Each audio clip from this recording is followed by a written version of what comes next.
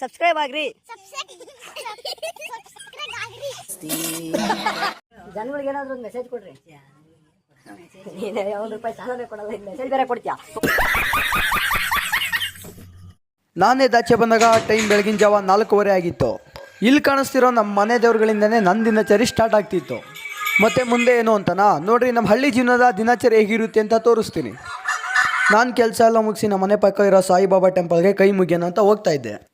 ಅಲ್ಲೋಗಿ ನೋಡಿದ್ರೆ ಇನ್ನೂ ದೇವರೇ ರೆಡಿಯಾಗಿರಲಿಲ್ಲ. ಸರಿ ಅಂದ್ಬಿಟ್ಟು ಆಮೇಲೆ ಬಂದರೆ ಜನ ರಾಬ್ರಿ, ನನ್ನ ಗಂಡು ಗಾಬ್ರಿ. ಹಂಗೋ ಹಿಂಗೋ ಅಂತ ದರ್ಶನ ಪಡ್ಕೊಂಡು ನಾನು ಬಂದಿದ್ದು ನಮ್ಮ ಜಮೀನಿಗೆ. ಇಲ್ಲಿ ಹುಳಿ ಗಿಡ ಹಾಕಿ ಡ್ರಿಪ್ ಪೈಪ್ ಹಾಕಿದ್ದೀವಿ, ಮತ್ತು ಇಲ್ಲಿ ಅಡಿಕೆ ಗಿಡ ಉಣಿದೀವಿ. ಮೊದಲು ಸರಿಯಾಗಿ ಮಾತಾಡೋದು.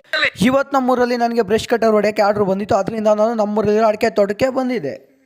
ಬ್ರಷ್ ಕಟರ್ ಅಂದರೆ ಕಳೆ ತೆಗೆಯುವ ಯಂತ್ರ. ಅದು ಸ್ವಲ್ಪ ಜನಕ್ಕೆ ಗೊತ್ತಿಲ್ಲ, ಅದಕ್ಕೆ ಹೇಳಿದೆ. ನೋಡಿ, ಮಷಿನ್ ವರ್ಕ್ ಈ ಥರ ನಡೆಯುತ್ತೆ. ಮತ್ತು ಈ ಮಷಿನಿಂದ ಎಷ್ಟೇ ಕಳೆ ಇದ್ರೂ ಕೂಡ ಕೆಲವೇ ಸೆಕೆಂಡ್ಗಳಲ್ಲಿ ಅದನ್ನು ಮಟ್ಟ ಹಾಕ್ಬೋದು. ಇವತ್ತು ಶಾಲೆಗೆ ರಜೆ ಇದ್ದಿದ್ದ ಕಾರಣ ನಮ್ಮ ಹುಡುಗರೆಲ್ಲ ನನ್ನೇ ಹುಡ್ಕೊಂಬಂದಿದ್ರು.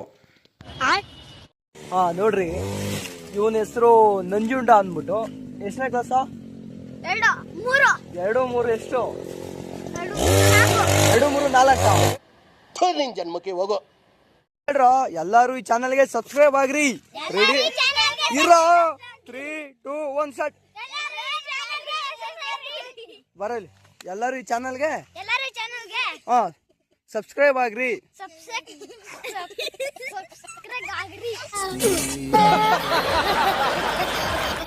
ಜೀವನದಲ್ಲಿ ನನಗೆ ತುಂಬಾನೇ ಆಸೆ ಇದೆ. ಆಸೆ ನಿಮಗೂ ಇದೆ. ಆದರೆ ಯಾರು ಕೂಡ ಆಸೆಯಿಂದ ಹೋಗಲ್ಲ. ಆದರೆ ನಾನು ಕೂಡ ಆಸೆಯಿಂದ ಹೋಗಿರಲಿಲ್ಲ. ಕೂತ್ಗಳಲ್ಲಿ ನನ್ನ ಆಸೆಗಳನ್ನ ಕೂಡ ನಾವು ಪ್ರೂವ್ ಮಾಡ್ಕೊಬೇಕು. ನಮ್ಮ ಕೆಪಾಸಿಟಿ ಏನು ಅಂತ ಕೆಲವ್ರಿಗೆ ತಿಳಿಸಿದ್ರೇನೆ ನಮ್ಮ ಬೆಲೆ ಗೊತ್ತಾಗುತ್ತೆ. ಅಣ್ಣ ಏನಾಯ್ತಣ್ಣ? ಯಾಕಣ್ಣ? ಅಣ್ಣ ಇನ್ನು ಏನೋ ಬೇಕ.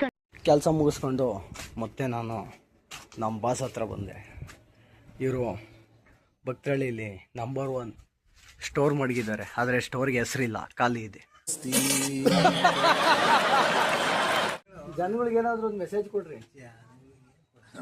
ನೀನೇ ₹1 ಸಾಲನೇ ಕೊಡಲ್ಲ, ಮೆಸೇಜ್ ಬೇರೆ ಕೊಡ್ತೀಯಾ?